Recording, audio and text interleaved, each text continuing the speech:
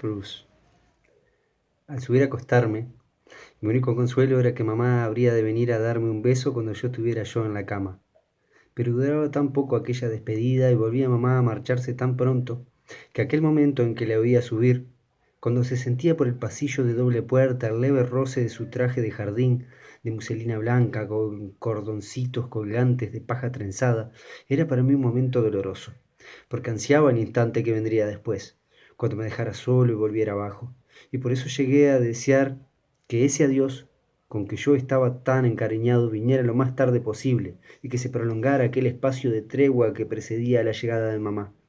Muchas veces, cuando ya me había dado un beso e iba a abrir la puerta para marcharse, quería llamarla, decirle que me diera otro beso,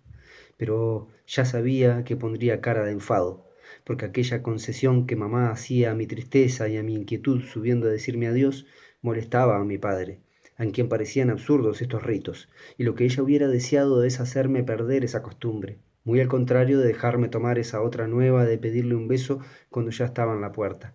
Y al verla enfadada, destrozada, toda la calma que un momento antes me traía al inclinar sobre mi lecho su rostro lleno de cariño, ofreciéndome como una hostia para una comunión de paz en la que mis labios saborearían su presencia real y la posibilidad de dormir. Pero aún eran buenas esas noches, cuando mamá se estaba en mi cuarto tan poco rato, por comparación con otras en que había invitados a cenar y mamá no podía subir. Por lo general, el invitado era el señor Swan, que aparte de los forasteros de paso era la única visita que teníamos en Combray. Una noche, para cenar, en su calidad de vecino, con menos frecuencia desde que había hecho aquella mala boda, porque mis padres no querían recibir a su mujer, y otros después de cenar, sin previo aviso. Algunas noches cuando estábamos sentados delante de la casa alrededor de la mesa de hierro, cobijados por el viejo castaño, oíamos al extremo del jardín no el cascabel chillón y profuso que regalaba y aturdía a su paso con un ruido ferruginoso, helado e inagotable, a cualquier persona de casa que le pusiera en movimiento al entrar sin llamar, sino el doble tintineo tímido, oval y dorado de la campanilla, que anunciaba a los de fuera, y enseguida todo el mundo se preguntaba: ¿una visita? ¿Quién será? Aunque sabíamos muy bien que no podía ser nadie más que el señor Swan, mi tía hablando en voz alta para predicar con el ejemplo, y tono que quería ser natural. Nos decía que no cuchicheábamos así, que no hay nada más descortés que eso para el que llega, porque se figura que están hablando de algo que él no debe oír. Y mandábamos a la descubierta a mi abuela, contenta siempre de tener un pretexto para dar otra vuelta por el jardín, y que de paso se aprovechaba para arrancar subrepticiamente algunos rodrigones de rosales, con objeto de que las rosas tuvieran un aspecto más natural, igual que la madre, que con sus dedos ahueca la cabellera de su hijo porque el peluquero dejara el peinado lisos por demás. Nos quedamos todos pendientes de las noticias del enemigo que la abuela nos iba a traer, como si dudáramos entre un gran número de posibles asaltantes, y enseguida mi abuela decía: me parece la voz de Swan. En efecto, solo por la voz se lo reconocía. No se veía bien su rostro de nariz repulgada, ojos verdes y elevada frente rodeada de cabellos casi rojos, porque en el jardín tenías más o menos luz posible, pero no atraer los mosquitos. Y yo iba, como el que no hace nada, a decir que trajeran los refrescos, cosa importante a los ojos de mi abuela, que consideraba mucho más amable que los refrescos estuvieran allí como por costumbre y no de modo excepcional y para las visitas tan solo. El señor Swan,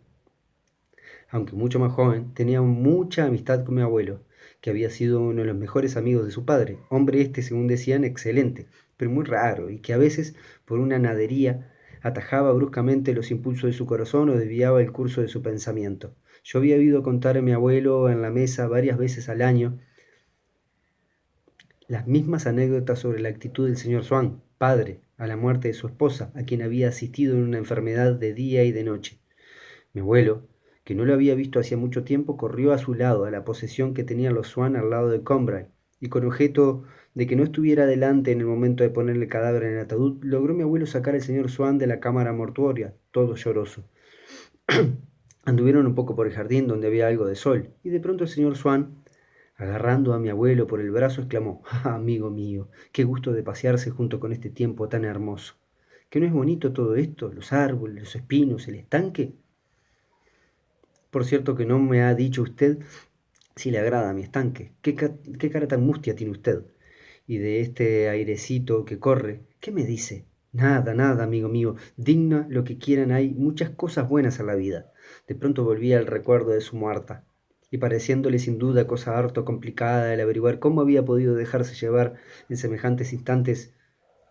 por un impulso de alegría, se contentaba con recurrir a un ademán que le era familiar cada vez que le presentaba una cuestión ardua, pasarse la mano por la frente y secarse los ojos y los cristales de los lentes. No pudo consolarse de la pérdida de su mujer, pero los 2 años en que la sobrevivió decía a mi abuelo, qué cosa tan rara. Pienso muy a menudo en mi pobre mujer, pero mucho, mucho de una vez no puedo pensar en ella. Y a menudo, pero poquito de una vez, como el pobre Swan, pasó a ser una de las frases favoritas de mi abuelo, que la decía a propósito de muy distintas cosas, y hubiera tenido por un monstruo aquel padre de Swan, si mi abuelo, que yo estimaba como mejor juez, y cuyo fallo al formar jurisprudencia para mí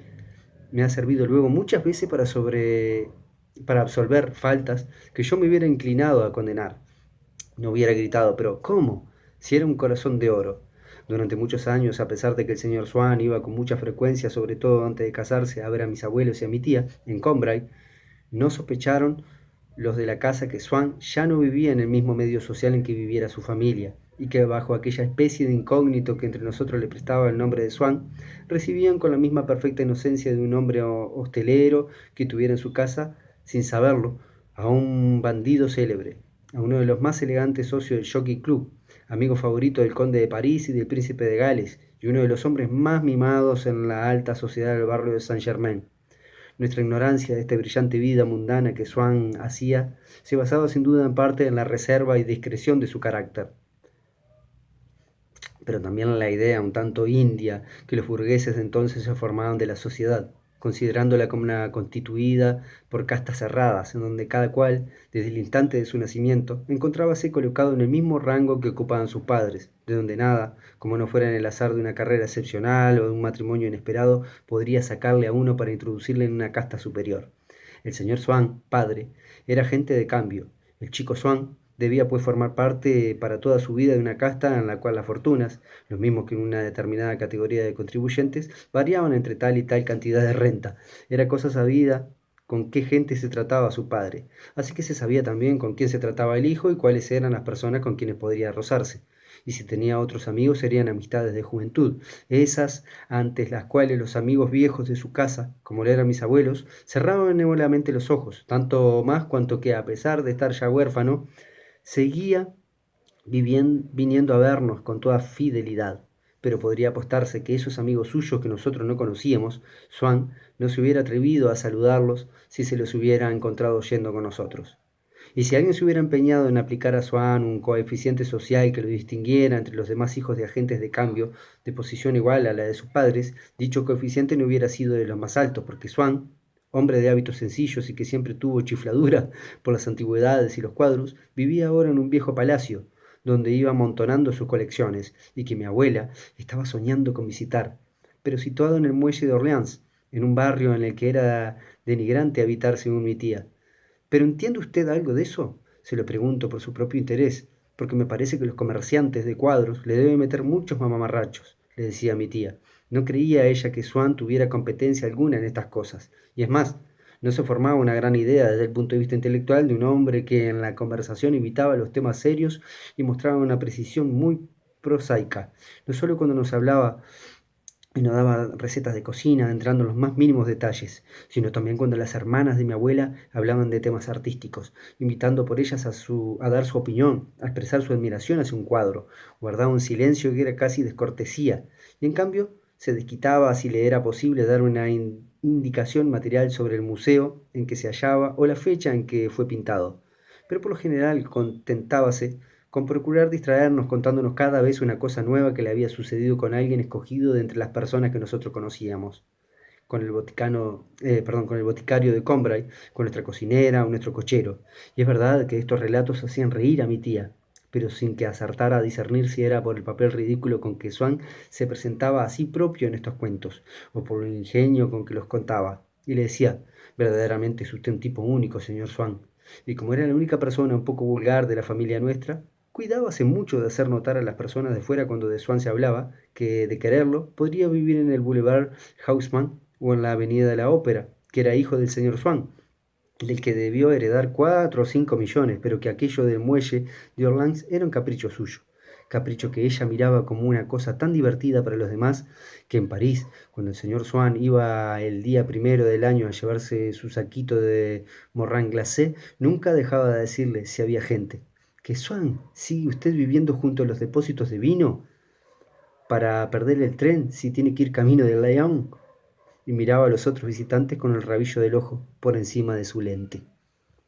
Bien, a ver, Bruce, no se lo pierdan.